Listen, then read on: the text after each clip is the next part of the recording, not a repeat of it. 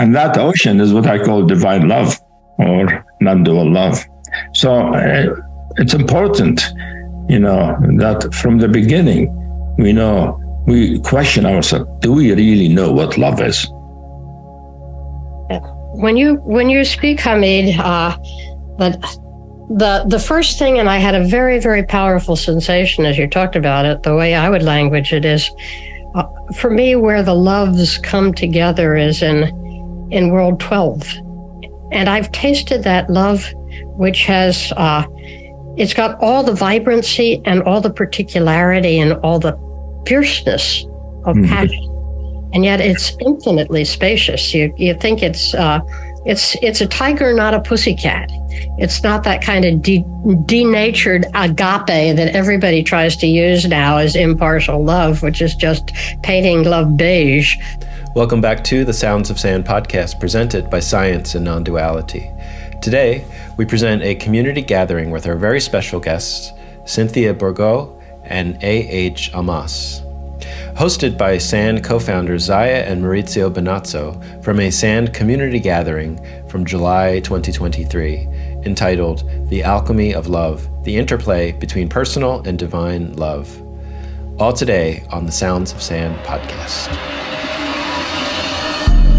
Welcome to Science and Nonduality. What is non-duality? The universal forces. It's the collective consciousness. Being aware. Trauma is not the external event that happens. Trauma is the impact of that event, which is the disconnection from ourselves. That matter is energy. Energy is matter. That's what EMC squared is about. There's a language without nouns. There is a language without subjugation. There's a language without objectifying. But if it's recorded, then there is a collapse. But if it's not, then it's the infinite potentiality.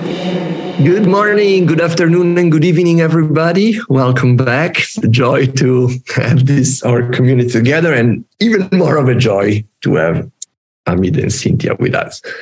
It's better with the light, alas. Yeah. Yes. Should we introduce? My name. My name is Maurizio Benazzo. My name is Zaya Benazzo, and we're delighted to be hosting this conversation, very special conversation with two of our beloved teachers that have been with us for many, many years through the evolution of sand. They have been helping the evolution of sand. Dramatically, immensely, crucial. And it's so good to see so many people logging in from all over the world. Yeah, it's awesome. Thank you, everyone. Yeah. Should we start going? I started reading the bio. One bio you read the other. I read the Cynthia bio, introduce Cynthia in case some of you don't know her. Reverend Dr. Cynthia Bourgeault is an Episcopal priest, writer, and internationally known retreat leader. Cynthia Bourgeault divides her time between solitude at her coastal home in Maine and a demanding schedule traveling globally to teach and spread the recovery of the Christian contemplative path. Cynthia, she's the author of 10 books and numerous articles and courses on the Christian spiritual life. She passionately promotes the practice of centering prayer and has worked closely with Thomas Keating, Bruno Barnhart, Richard Rohr, as well as many other contemplative teachers and masters within Christianity and other spiritual traditions.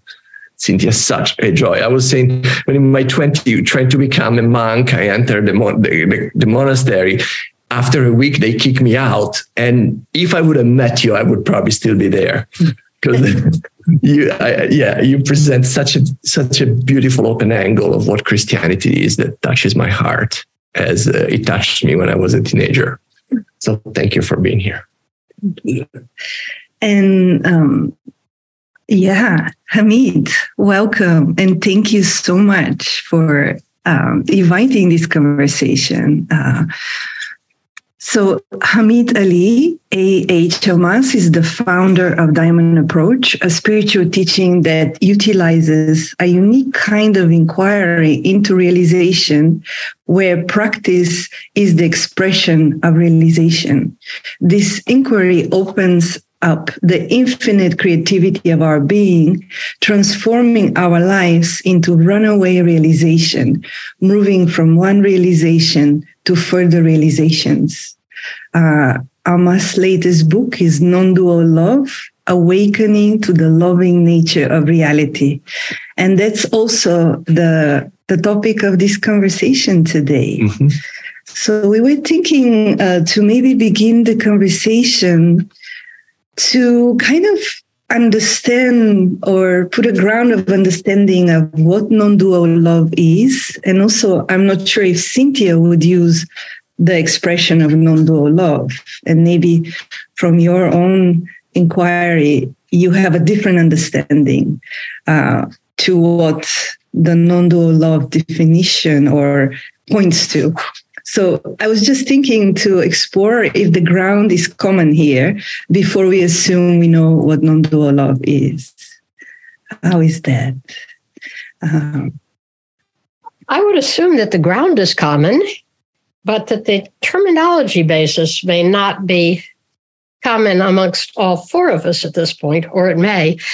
I would prefer myself to use the term something like objective love or conscious love, rather than non-dual love, partly because non-dual has become such a household word nowadays that it's almost like organic. You just put anything you want to push, you put the word non-dual in front of it, and it immediately looks like it's a whole new thing, like non-dual hatred, But more importantly, I think that there continues to be, particularly in the West, a continuing confusion about what non-dual means, whether it's an attitude, an angle of perception, or a cosmic reality. And I've come more and more to feel like non-dual, understood in that latter way as a cosmic or cosmogonic reality, requires the conditions that we would call duality, or I would call it bipolarity, because love is above all else the measure of flow between points and around points. And it's always playing off the backboard of some sort of fixity. And I think it's been this way right since the beginning of the Big Bang. And so within that, what we're talking about for non-dual is not for me so much an original state of oneness to which we return, but an alchemy or a dance between the finite and the infinite, out of which something new emerges. And it's that which I would call conscious or objective love, which knows how to bring the color and the capacity, which we're mostly mean by non-dual, of looking through things from a lens of non-bifocal separation in our brain at an intensely particular and flowing world. So that's just my use of nomenclature. How is it for you, Hamid? Well, I think that's a good thing you said. Actually, the title of my book, Non-Dual Love, it came about in discussion with the publisher, Shambhala. Yeah, as you know, those titles is not always the choice of the author. Mm-hmm. And because this is the second book of a series about love, the first one was Love Unveiled. And the second one, I was going to call it Divine Love. This book was going to call Divine Love. And Shambhala said, well, there are many books called Divine Love. We can't use that. I said, how about Universal Love? I said, well, it's used up love. Yeah. So finally, we decided non-dual love, because non-dual, the way I understand it, covers the sense of being boundless, infinite, objective, and also thought that way I could bring in to non-duality love, because most people, when they talk about non-dual, they don't talk about love. So really, non-dual love is, there are many ways of experiencing love. Like in my first book, Love Unveiled, I talk about what is the nature of love, what is love that is unveiled, that is not just an expression or an action, not the effects of love on us, how we live our life, but love in its beingness, the ontology of love. That was what the book about, and different kinds of love. You know, the melting kind of love, the appreciative kind of love, you know, the passionate, ecstatic kind of love. And then this book was supposed to be about love that is, these are particular different kind of flavors of love that can be experienced in their beingness, their ontology, and they affect us in our life, in our relationship to either to the world or people or the divine in a different way. You can feel love with the divine, you want a union, or you feel passionately in love with the divine. It's two different kinds of love. And actually, in my experience, there might be different texture, different kind of sweetness, different, different phenomenology. But divine love is the ground of love as a whole, when love appears as a ground of all reality, which is the source of all kinds of love. So divine love is like the heart of God. The heart of God is not just one person love. It is the love that creates the universe. It's the love that makes everything happen.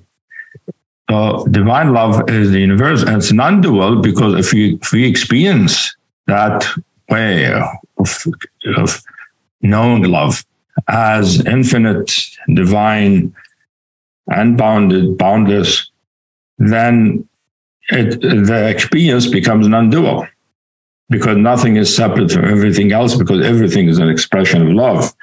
And that's what the original meaning of non-dual is that nothing is separate from anything else. There's no self and object, a separate thing. There's no one object separate. They're all expression of the same thing, the same reality. So this love, this book about non-dual love, is to show that love underlies all of our experience and underlie all of reality. And I wanted to interject in spiritual discourse that the beingness or spiritual nature that is the nature of everything is not just awareness and consciousness, but also can be experienced as pure love, pure goodness, pure generosity, pure tenderness, pure sweetness, luminous heart that has no bounds. So bringing to first an understanding the non-duality, what does it mean? Because I agree with you, Cynthia, that the word non-dual now be used by everybody to mean everything. Basically, people use non-dual to mean spiritual. When they say non-dual teacher, that means no. Spiritual teacher, they call them non-dual. But non-dual is a specific way of experiencing spirituality, which is experiencing the unity and the oneness of reality, which is, not an easy place for many people to experience, to know. And it's not the only way of experiencing spirituality, but it's a particular way where the ground is usually seen as conscious awareness. And I'm saying, hey, wait a minute, guys. I also experience as pure love, as a pure goodness. It is conscious love. It's objective in the sense it is not produced by a person. It's not dependent on our mind or history or reaction or what happened in our life. It is its own thing. But that's true about love, even when it is non-dual, like in my first book. It's not, you could experience personally, one person, you could experience it toward the divine or to an individual as a personal experience. This one, it goes beyond the personal, although it's always expressed through persons. That's another thing about non-duality. The non-dual tradition tend to eliminate the person or the individual. I'm saying no, the divine needs the person for the divine to express. its treasures. So that's where the term non-dual love came from, and which precedes my next book, third one, which is going to be called The Inner Beloved, which is divine in itself.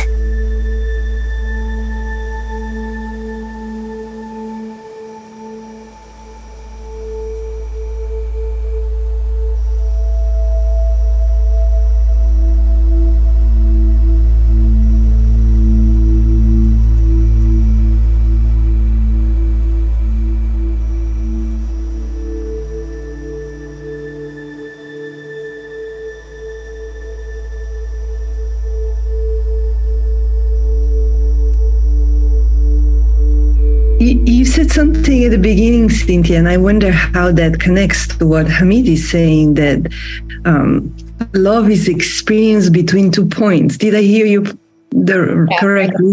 The flow. The flow of love is always between 2 points. Yeah, that it takes flow to manifest anything, and so flow is, first of all, a condition of, we use it like an abstract noun, like this is love, like this is my cell phone, this is love. It isn't like that. Love is first and foremost the sign of movement. And I actually found that, I stumbled over that, 30, 40 years ago, when my teacher and dear friend Rafe just sort of casually tossed into my lap one Holy Week some of the core essays in the Spirituality and Practice series by Jacob Bourgeault.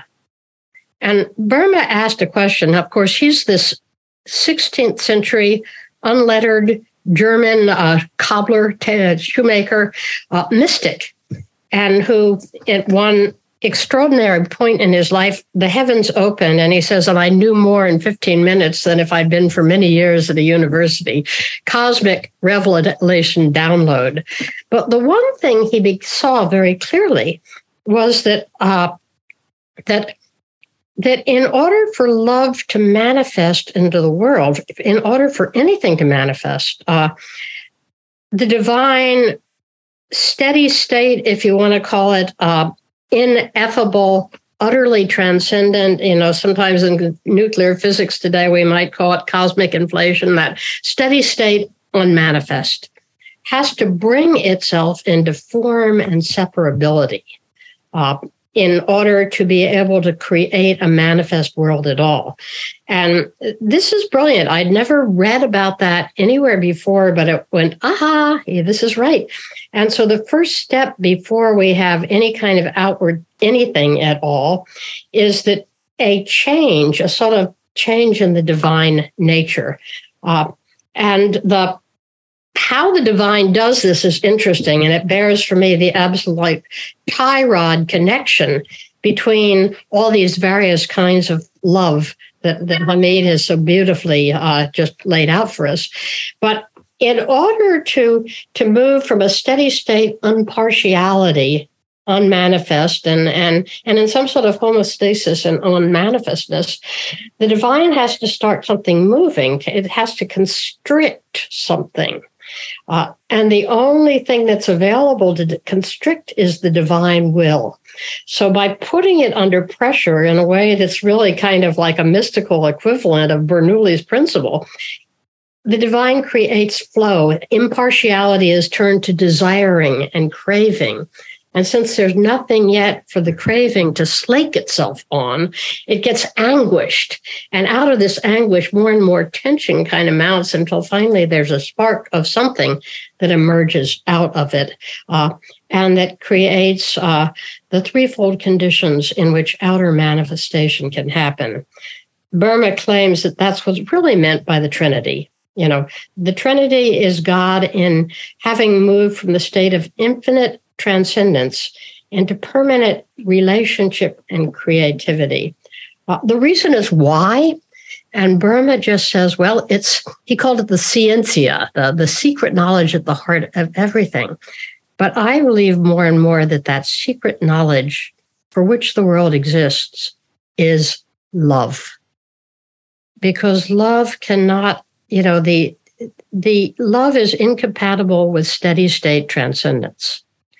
Love is a dance, love is a flow, love is what happens when transcendence is somehow alchemized and turned into this pure elixir of sweetness that Hamid speaks about. And that is the secret, the yearning at the heart of the divine that caused a whole manifest world to come into being. So I think that speaks to the question of why I resonate to the term flow.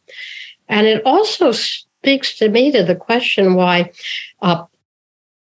love understood as what everything we would call non-dual nowadays, constriction, desiring, passion, yearning, the sucking motion,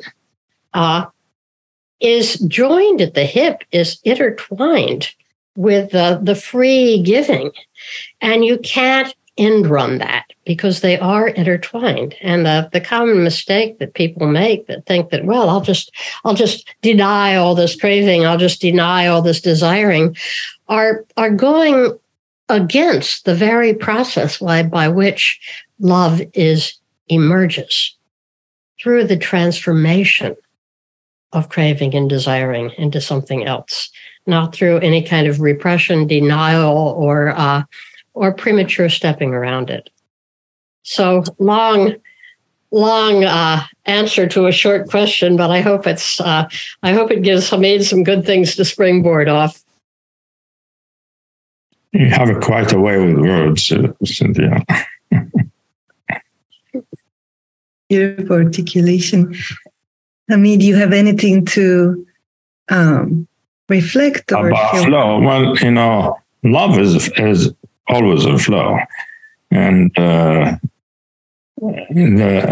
flow is important for manifestation, as Cynthia mentioned, because my experience of it, my knowing of it, is that from the repose of the fundamental nature, whether we call it divine or true nature, there comes a creative force that is an outflow, an effulgence that brings about everything, all creation, which then, and that outflow, many teachings think of it like Dzogchen, think of it as energy or manifestation, and there are all kinds of ways of looking at it.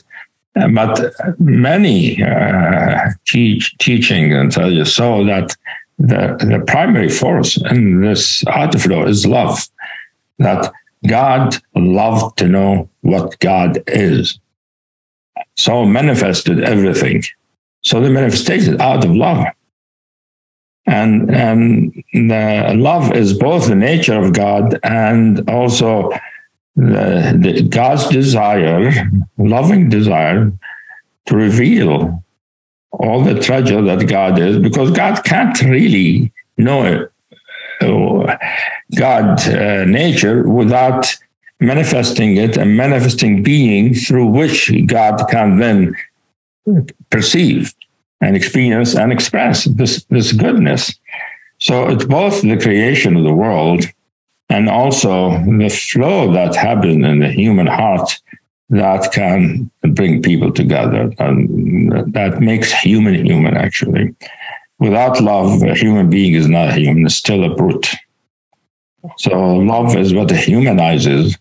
It's what makes us truly human, something that these days is becoming less present, actually, unfortunately.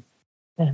But love is what makes us be good, what makes us be love truth and make us love reality and love each other, see the preciousness of things.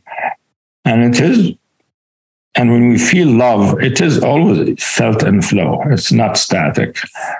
Many states of being, like stillness, Ramana Mahari talk about peaceful stillness. There's no movement there. It's just still. And it is true. It is wonderful and ecstatic. The anxiety or the, call it Brahman or Shiva, and it is complete liberation. However, human beings, human life has to do with change and interchange and interaction and flow and action. And all of that is moved really ultimately by love through the heart. And, why do people want to be happy? Why do people want all what they want? All of it really has to do with the heart that moves. So we need our mind to understand, but we need our heart for the mind to want to understand. I loved how you mentioned that, Hamid, alluding to that wonderful quote from the Hadith Qudsi, that God says, "I was a hidden treasure," and it sometimes says, "and I long to be known." I always love it when it says, "I was a hidden treasure, and I loved to be known." And so I created the worlds manifest and unmanifest, because loving is also the only process by which love can be known. You bring it into existence by doing it, by flowing it, by living it. And God reveals God's self in the process of loving creativity into existence. And it's why love is so also inextricably joined at the hip with creativity, with procreativity in all worlds and on all dimensions. It's about creating. It's about growing something where it didn't exist before. And I think that what you just said about one of my greatest concerns in the world that I've seen that we're heading toward is the drying up of this energy. Yeah. As people become more and more cautious, more and more isolated, more and more entitled, I guess more and more disembodied, that it seems like love brings sentiency, and that it's exactly this sentiency that is beginning to, disappear from the life of this planet, and from our religions, and from our transactions with each other. And I don't know how we're going to work with that one in the time we talk together, but it's good to know that it's in the backdrop of both of our hearts. Yeah, human beings have their hearts their way. That's our salvation, really. So when there's enmity and discord, and that's what rules the day, we're in trouble. Yeah. But I think also the thing that you mentioned, Cynthia, about love and relationship, because love appears mostly in relationship and relating to something or somebody or the divine. That when you really experience, if you love somebody, you want to be close to them. You want to be as close as possible because you like them, you want them, you want to be close, you want to feel, So love inherently. So when God said, "I created the world so I'll be known." Well, how is God going to be known? By union with God. By us feeling the love and feeling like my whole path is based on love. Loving the truth for its own sake. And the truth ultimately is the divine. And because this love takes us, even in the human realm, when we love somebody, we want to be with them. We want to see them. We want to be close. And when it's more complete, more full, we want to be as intimate as possible. Intimate emotionally, sometimes for some people is physically. And that brings in, so love inherently brings about union. And if it is a force of union. It is the union that is appearing or a force to manifest the union in lived experience. So the union can be with another, with nature, or with the divine.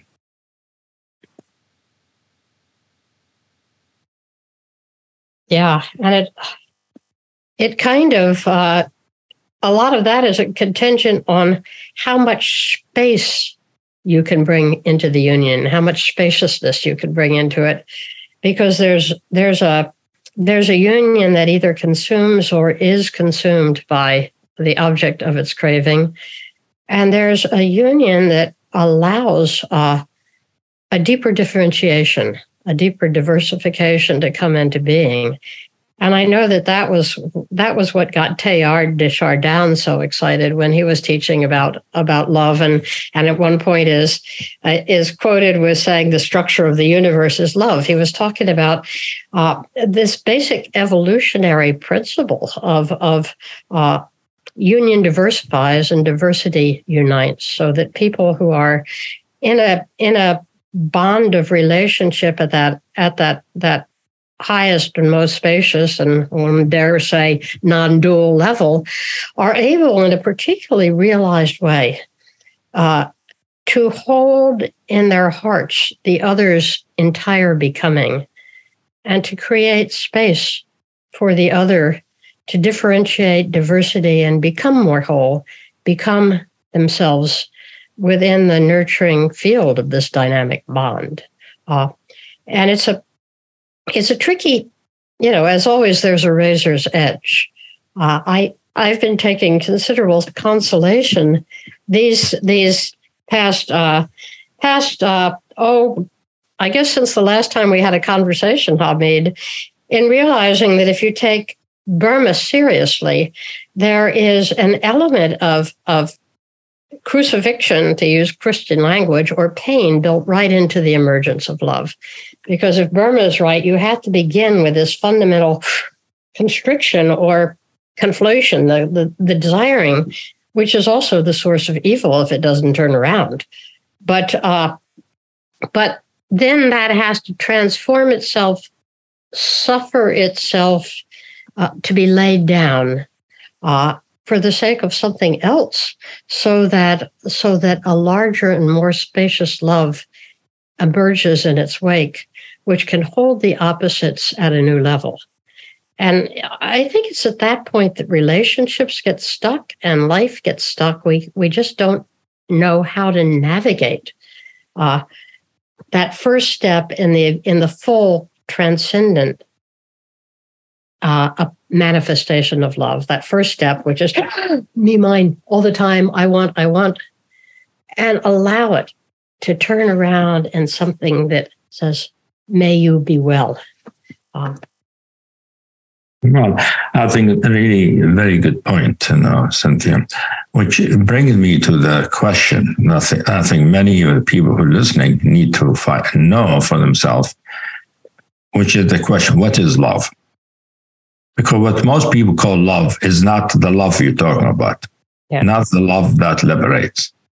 What most people call love is an emotional thing, it's an emotion. And it's more akin to desire and wanting and possessiveness. And it's true, you love somebody, you like them and all of that.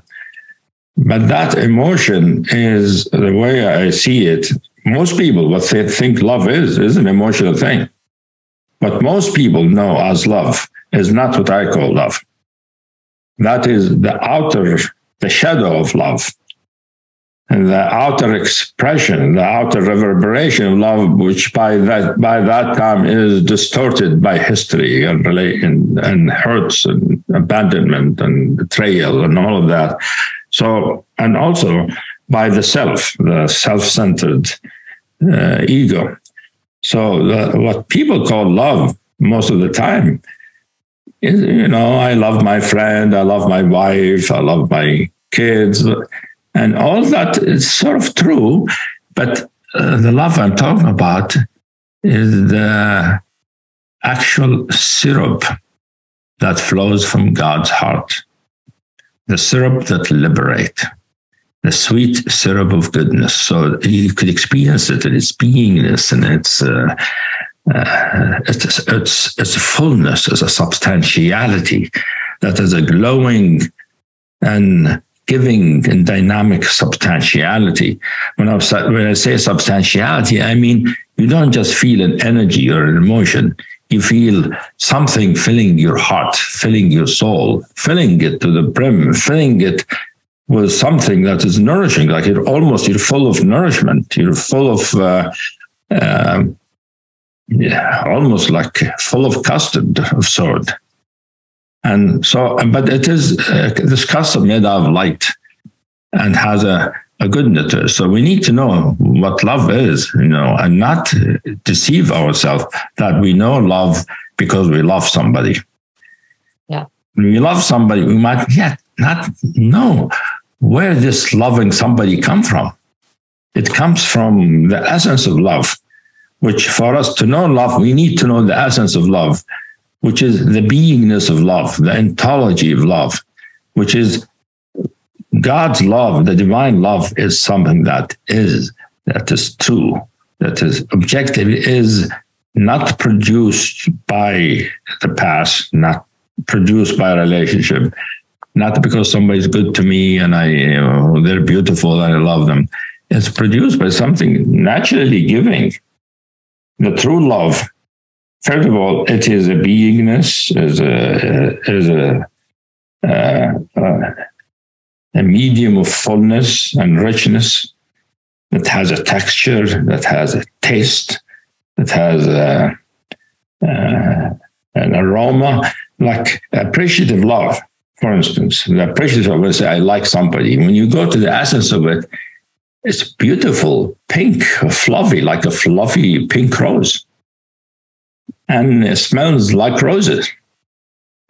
When you go to passionate love, it's deep pomegranate color and pomegranate flavor. And it is like a pomegranate syrup. And so when I talk about love, I'm talking about the ontological dimension of love, which means the truth of love as it is, emanates from the divine source. Not the outer expression, which is saying something or doing something that is loving. All these are good, but these are not love. These are the outer expression. And if love, the true love is there, then the expression will naturally be giving, not self-centered, will bring in union with space, because if the true love is there, we will love somebody, we want what's good for them. We love them because we want to know them as much for what they are as possible. We want to know them in their uniqueness and their preciousness, and we want what's good for them. We love them not because we want something from them, but we want to give something to them. And there is a mutual love, then an exchange of giving, really, which expands the love, which the syrup becomes a puddle, the puddle becomes a lake, and the lake becomes an ocean. And that ocean is what I call divine love or non-dual love. So it's important, that from the beginning, we question ourselves, do we really know what love is? When you speak, Hamid, the first thing, and I had a very, very powerful sensation as you talked about it, the way I would language it is, for me, where the loves come together is in world 12. And I've tasted that love, which has, it's got all the vibrancy and all the particularity and all the fierceness of passion. And yet it's infinitely spacious. You think it's a tiger, not a pussycat.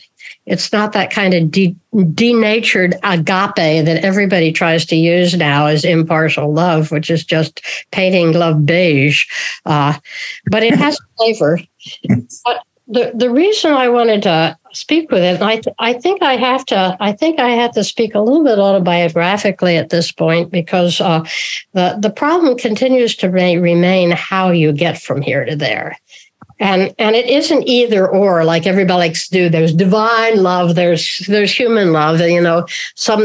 Some Swedish fellow years ago named Anders Nygren wrote a book that influenced Christianity called Agape and Eros, or Eros and Agape, calling one God's way to man and the other man's way to God. It's one of these patently destructive cliches, in my estimate, because what's really interesting is the journey between them.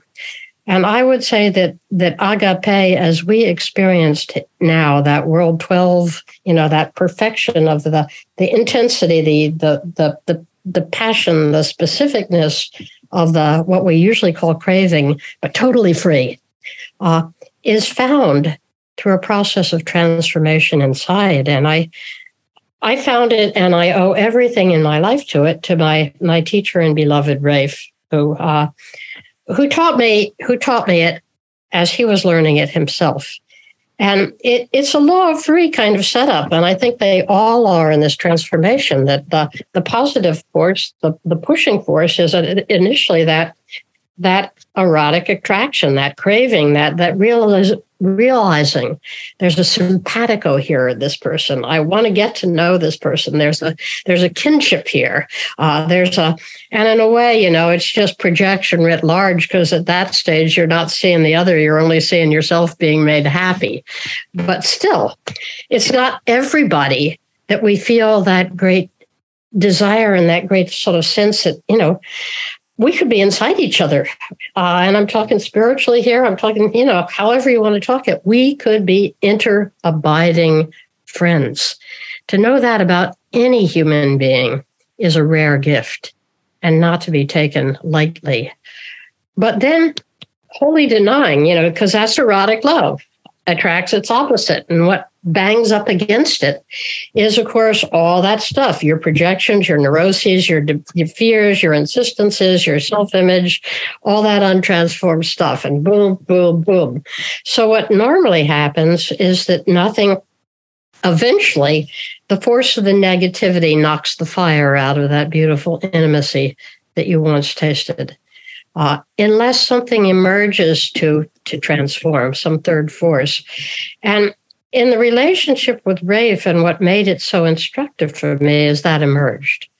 And what it was, you can put any kind of language around it, but really what it was, the spiritual path, the search for truth, the recognition that there needed to be a transformation, that things can only finally accord physically. They can only grow to this new level if that love, if that initial eros is tempered and transformed in the deep kenosis, as they call it in Christianity, that willingness to make space, to let go, in honesty, to look at your own stuff in as much as it's hurting the beloved, to confess, to repent.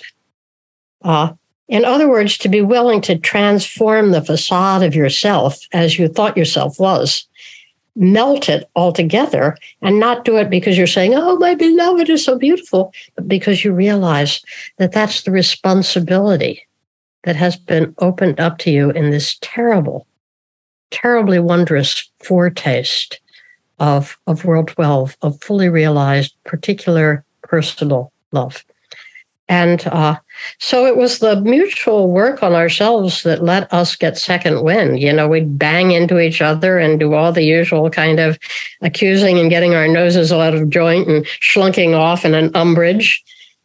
And we'd go home and think about it and realize the mistake. And there was enough inner observation and capacity to be inside your more subtle body to realize that you just knocked the whole thing out of line and demoted yourself to much coarser expressions of things. So it's the struggle to realize this love at a higher level that actually, I think, paying the price of what costs to do so, that really transforms that initial kind of free boost you get from the initial attraction into something sacred and holy, safe and flowing, transfigured. It's the transfiguration of the particular, not the denial of it or repression of it or elimination of it.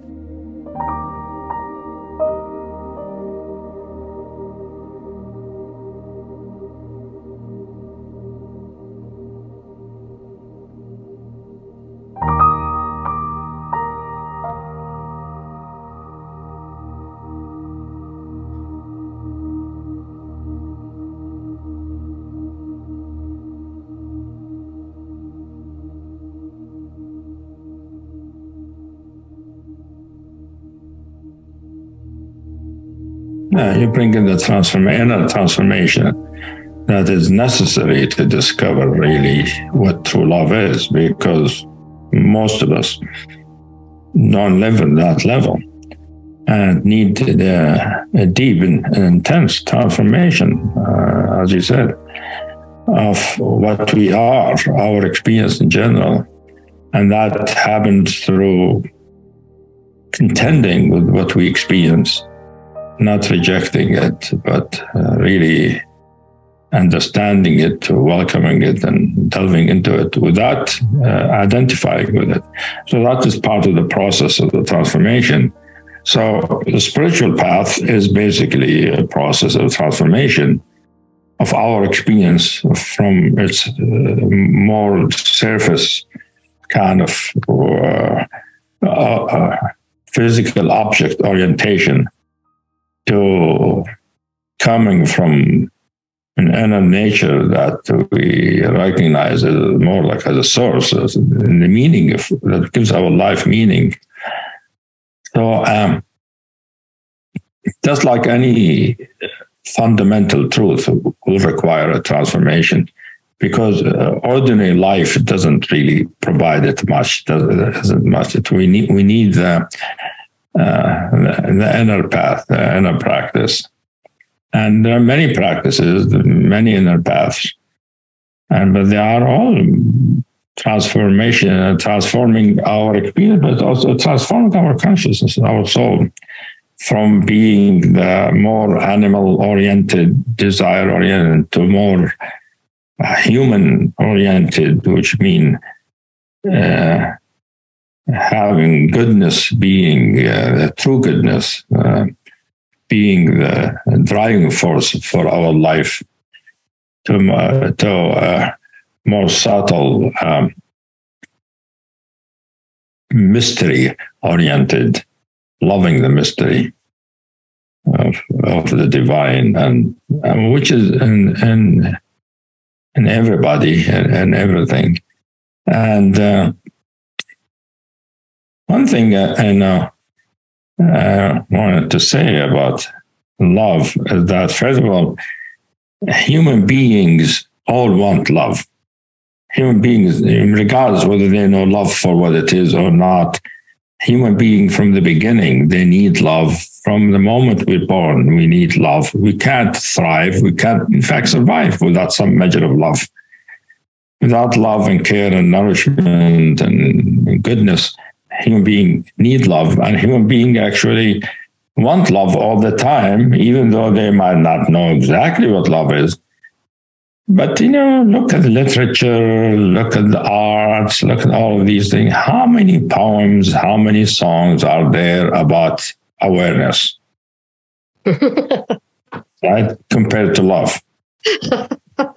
When you think about it, I mean, human beings want love more than awareness or consciousness or enlightenment or anything like that. Our literature, our arts are all oriented on love, because love is really what human beings need to thrive, to develop, to be fully what we are, and to know the mystery of what we are, and the mystery of our being, the mystery of the universe.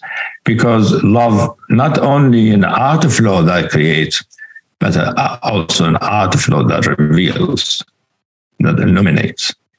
And so we're talking about this so that people who are listening need to know. I want people who are listening to know that we're not talking about love so that you have a good, loving relationship.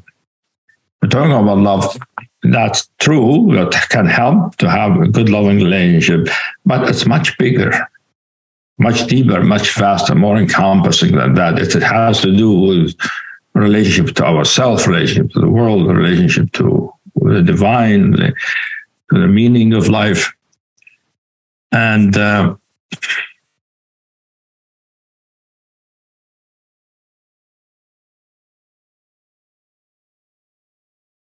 thing is that about the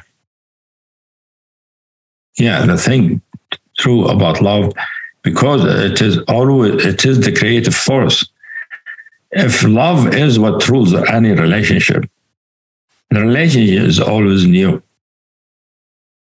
Each time we meet each other, it's the first time. That's what love makes it possible. If love is really true, then relationship is completely dies and reborn again. I mean, if I meet somebody, I think I know them, well, yeah, I should leave that at bay. Yes, I know them, but I don't know what they're going to be like now. I might discover something completely new.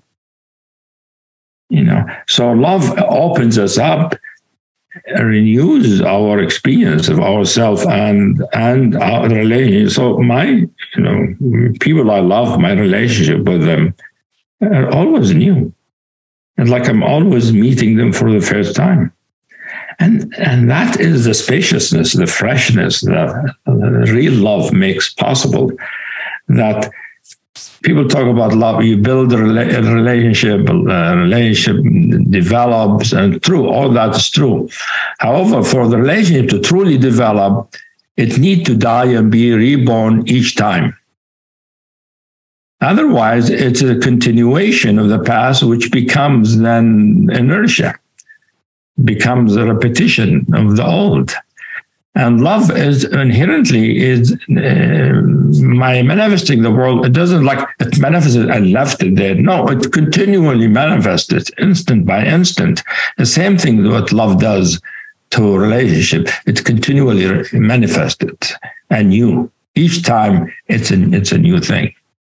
And that means when I meet somebody I love, it's like, I don't know what I'm going to meet. I don't know what I'm going to see. I don't know how I'm going to feel. If I'm already think I know what I'm going to feel, I know what I'm going to encounter, I'm already living in the past. You see, but love is the fact that it's a creative force, meaning it is bringing the now. Now.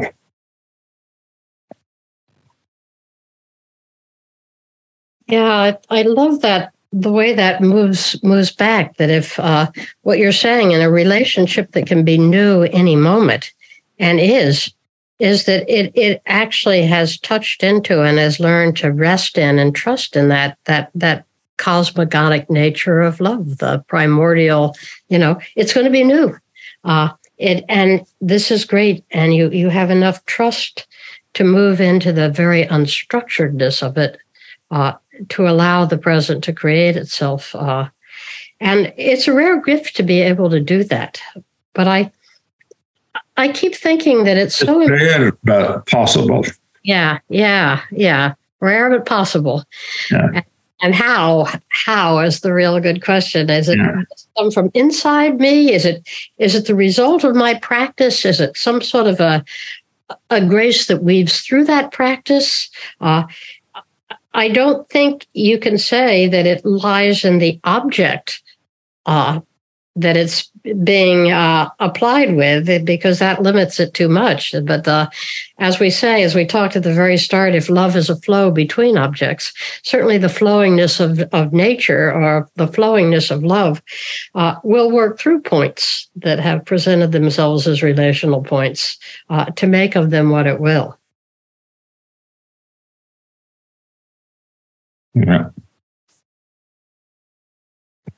I was wondering if you can speak about pain and love. Is pain made out of love? And is pain in our bodies, in our collective body, in the Mother Earth, a doorway to the love, to the cosmic universal love you're speaking about? Is pain made out of love? Well, I mean, yeah.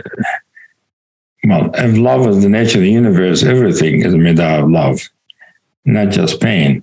But pain, especially emotional pain, wounding of the heart, is very important in the path of love, because all human beings were wounded, were hurt, were abandoned, or not loved, or rejected.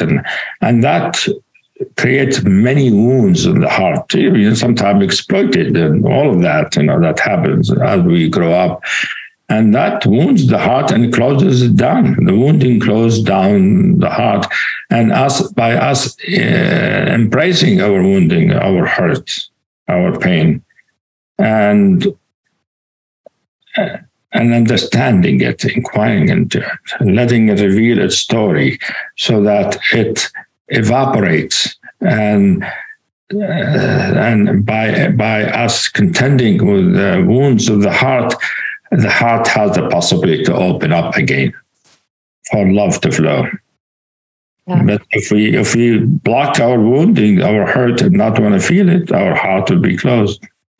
But for wounding, for us to be able to experience our emotional wounds, we need the compassionate side of love, the tenderness and the kindness that can allow the heart to feel trusting enough to open to some of the wounds are terrible wounds, and that would bring me to a really sensitive and touchy topic, but I think it's one that needs to be said, because we have so much psychological language and good languaging nowadays in our culture, sort of that if a person has been wounded, if a person has been abused, and of course in the corner of Christianity where I come from, where there has been such widespread abuse of religion in high places,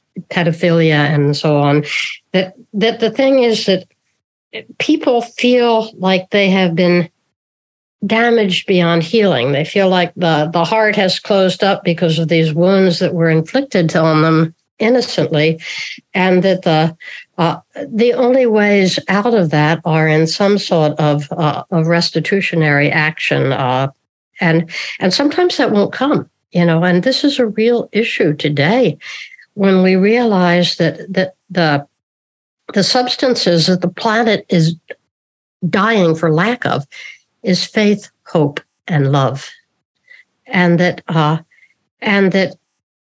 we are never going to find a world at this point that is going to feel safe enough, forgiving enough, and compassionate enough to say, okay, now I can relax my heart reactively.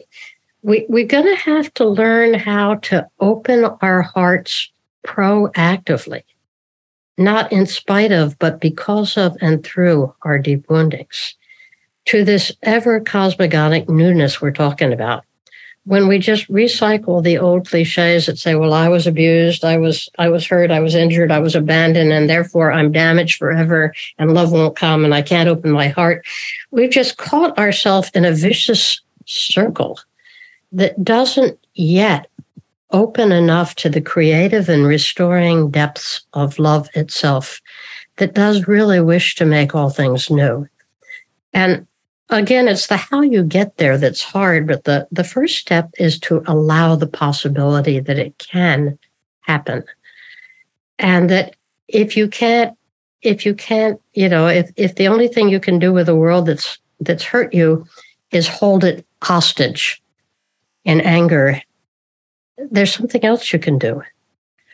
And it often begins in spiritual practice, in meditation, or in listening to music, or in just being with people in a low-key way, to be able to taste directly that spirit that Hamid is talking about, that pure love that still flows through the whole thing, and to say, I have access to that as a human being. This is my birthright. I am part of the structure of the cosmos too, and it flows through me. And out of that strength, restored in the virginity and sanctity of my own heart, to forgive and be grateful proactively. And when that can begin to happen, we change. We increase the level of safety. We increase the level of softness and suppleness in the planet, and it begins to feel safer. But I really think it has to start with that last desperate act of freedom and gratitude inside a soul to claim our birthright in love, even though we don't feel like we've experienced it. We wouldn't be here if we hadn't experienced it, because it is the structure of our being. That's so true, Cynthia.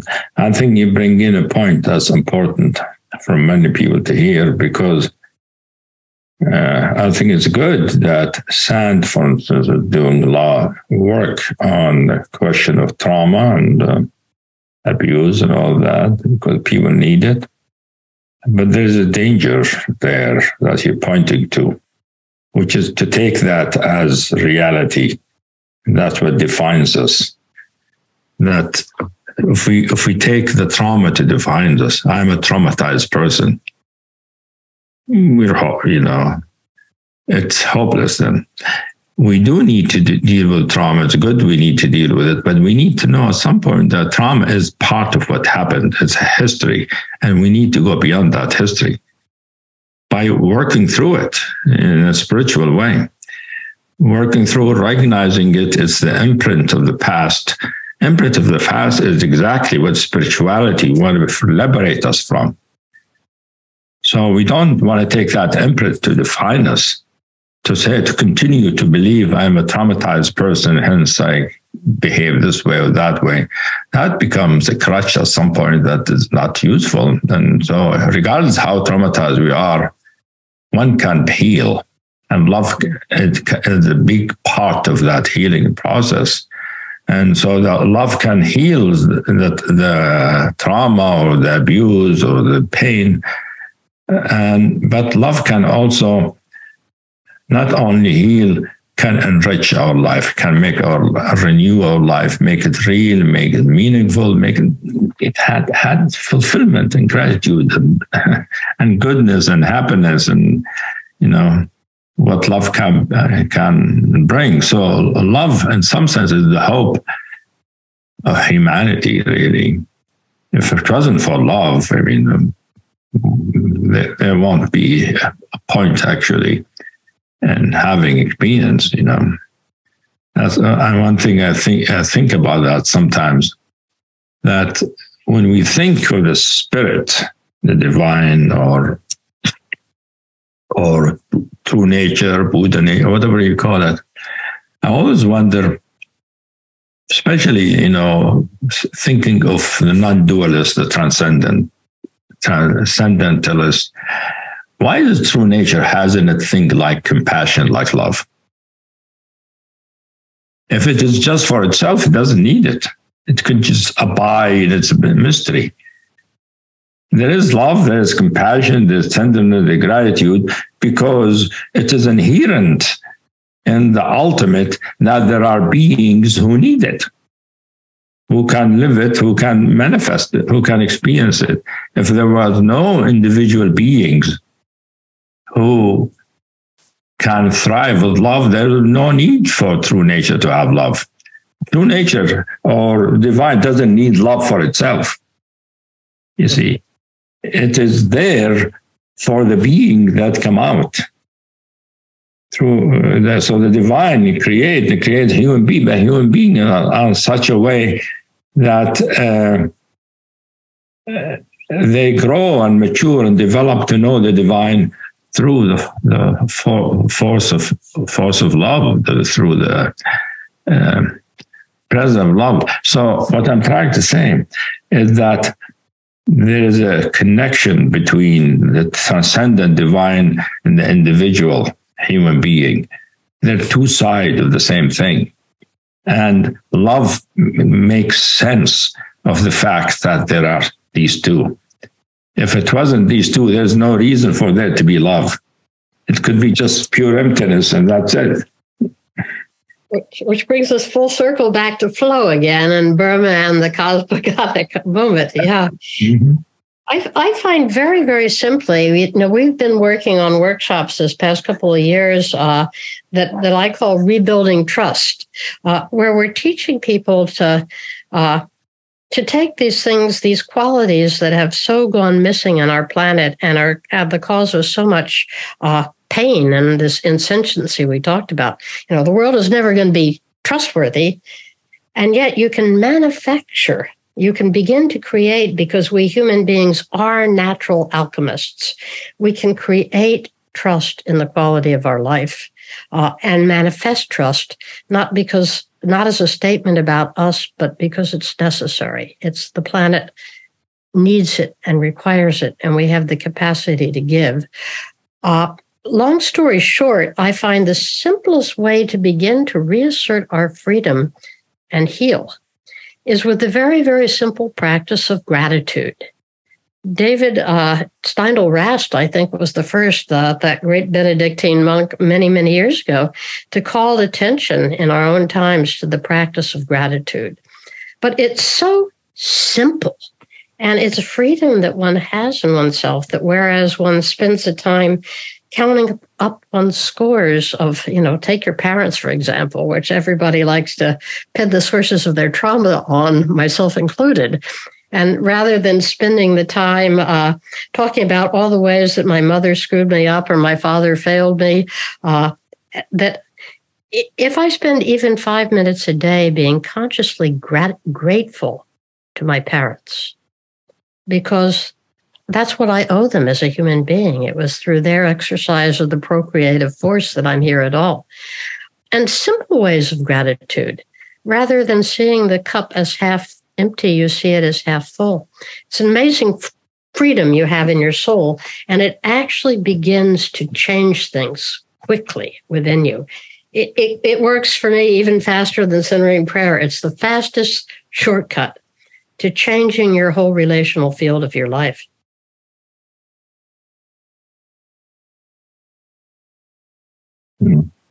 And gratitude is another quality of the heart, of course. It is another elixir, you see. It's another nectar of the heart, that, as you said, that see that the cup half full instead of half empty. But also, gratitude means we recognizing that something is working, something is really happening in a good way. And the more we see that, the more there's gratitude. So for me, the heart manifests gratitude when the soul recognizes the reality is working. Yeah. It's optimizing. That naturally happens. And gratitude is a sign that things are working out for oneself. Yeah.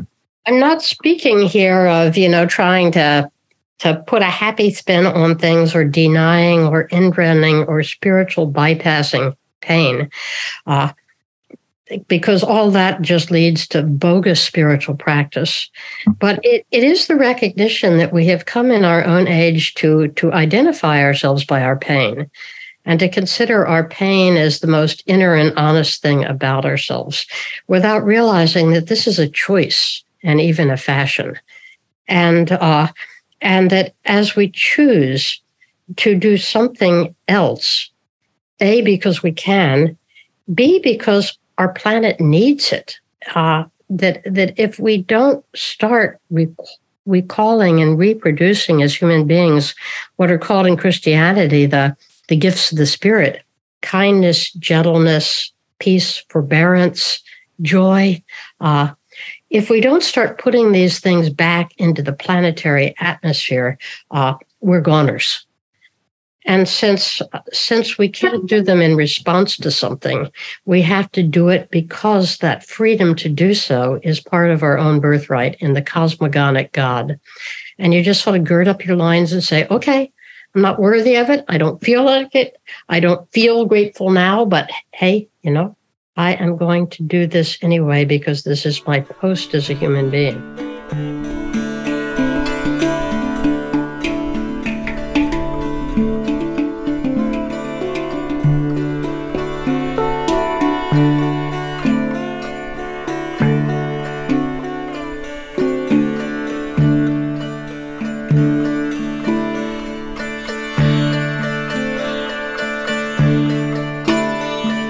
Thank you so much. Thank you both for this very rich and heart-warming, expanding conversation. And I hope we have another chance to continue this flow to unfold. Maybe when Cynthia, your book comes up next year, we can, continue the flow of exploration. Yeah, the two of you are full of joy, so maybe you can affect the rest with it. I would have to say, Maurizio, that the monastery's loss was love's gain. Thank you. Thank you. And thank you for listening to The Sounds of Sand. We invite you to explore more of our talks, dialogues, videos, articles, events, and offerings through our website, scienceandnonduality.com. If you've enjoyed this conversation, please consider becoming a member to access our massive library of Sand content, available exclusively to Sand members. And we would love it if you could leave us a review on Apple Podcasts, Google, and Spotify. And share this episode with your family, friends, and all sentient beings.